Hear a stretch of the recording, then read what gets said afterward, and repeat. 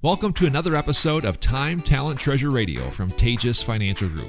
Tejas Financial is a company that specializes in helping retirees and pre-retirees build purposeful retirement plans. Custom plans that not only help clients steward their treasure, but their time and talent as well. They believe that if you're taken care of financially, you go even further to make the family, community, and kingdom impact you truly desire to make, which is the ultimate purpose of wealth. If you'd like to set up a no-cost, no-obligation meeting with one of their financial advisors, give them a call at 222-4236.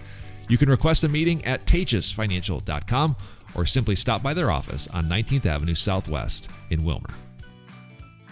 All right, everybody. Welcome to another Time, Talent, Treasure Radio show. Once again, I am the host today. We're going with this. It's been going all right, having me do the hosting.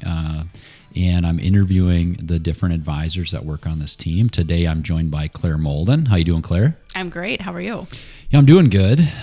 This is new for me. I love sitting behind the microphone with Jared, but when I have to come up with the questions, when I got to do this, it's a little bit more, there's a little more on it for me. However, I will say this. I was told by at least two people that they loved the new show with me doing the questions. The downside is it was my mom and my dad. So they loved it. I hope people are liking it as well. But what we're trying to do is just highlight the advisors in our group. And it's more than me doing work here. We've got really 5 talented advisors that work with us. And today, Claire Molden's joining us. Claire's a CFP, certified financial planner. And she's one of our top advisors. So welcome to the show.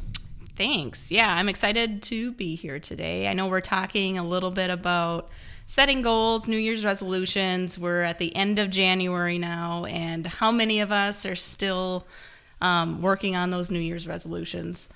Statistically, not very many of us. Did you set a New Year's resolution, Ben? Yeah, I'm trying to eat more healthy and get some more exercise. And I know there's this thing out there called Quitters Tuesday, right? It's Quitters Day. It's Quitters the second Friday of January, oh, is that which what it we've is? passed already. Okay, well, I was going to say mine was Quitters Tuesday. I think New Year's was January. By Tuesday, it was over for me.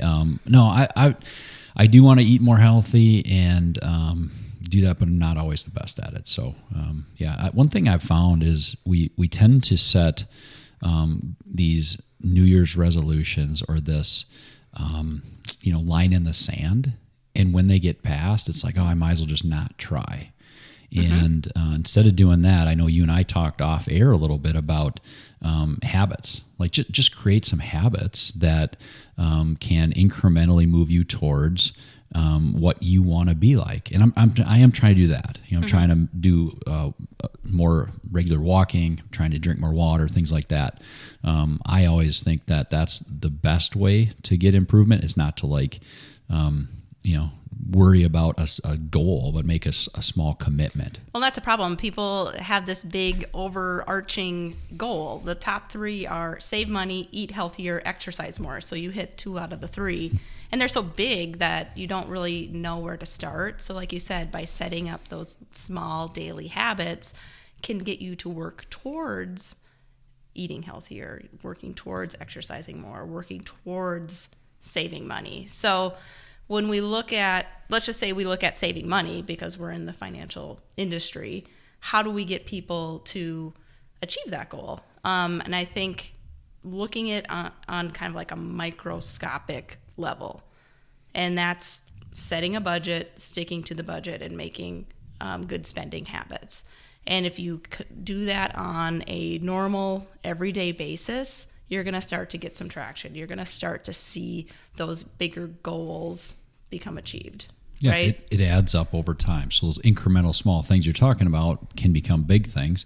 They seem overwhelming at first, right? Just a small change seems like a big deal. But if you just can do little changes, it becomes big things. And I love that approach. And what you said there with this microeconomics look is really important. I think many times clients and folks I end up talking to in the area, they say, what are the markets doing? Ben, what are the markets doing? And there's this question out there that we're supposed to know, or that they're supposed to know what the markets are going to do. The overall big economy, right, is going to go through many changes. It's going to go up. It's going to go down. We're currently in a great market cycle, have been for a couple of years.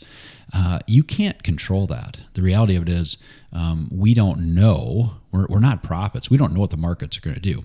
So we get down to what can you control. So things like you just mentioned, budgeting, knowing where your money's going to go, putting a plan together that allows you to better steward the resources you've been given.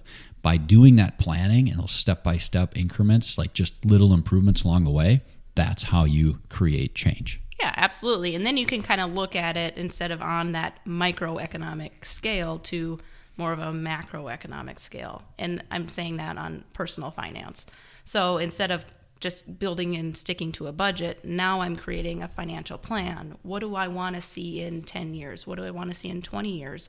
How do I want to steward my wealth? And that's kind of my bread and butter, and yours too, is sitting down with a client, putting all of these things together and saying, okay, let's see what we can do here. And you really have to have both of those pieces in place to really achieve that big monstrous goal of I want to save money or I want to have better financial health. Yeah, and it starts small, little things. We were talking before the show too a little bit about one of my favorite books. It's been a super popular book called Atomic Habits. James Clear wrote that. He's just become a huge name now in self-improvement circles. And essentially what he's saying is that you set little habits that make big change. Just what we're talking about today. He said something, I'm gonna butcher the quote because I don't have it in front of me, but he said something like, habits are the compound interest of self-improvement. Now, you and I are both big compound interest fans. We understand money, how it works, and how powerful that is. So for me, that resonated well. Like if I can start small with little bits of money and build that up over time, the power that comes with that is massive. So that's what I want to leave people with today on the show is think about, number one, read that book. If you're looking for self-improvement, those are little changes that end up with big results. Think about that with your personal finances. What are the little things I can do? Maybe it's skipping that extra trip to Starbucks. Maybe it's actually creating a budget for the first time ever and sticking with it. It could just be cutting out a couple of bad habits, which would create a much better financial picture. So that's what I'll leave people with. Again, Atomic Habits, minor changes make big results. Absolutely. Do you need ways to help steward your time, your talent, and your treasure? If so, Tejas Financial Group can help. Now is the time to set up a no-cost, no-obligation meeting. You can do this one of three ways. Number one, give them a call right now at 222-4236. You can request a meeting online at tejasfinancial.com, or you can just stop by their office located on 19th Avenue Southwest in Wilmer. I'm Jared Sebesta. Thank you so much for listening to this episode of Time, Talent, Treasure Radio. We'll see you next time. Securities offered through Avantax Investment Services. Member FINRA SIPC. Investment advisory services offered through Avantax Advisory Services. Insurance services offered through an Avantax affiliated insurance agency.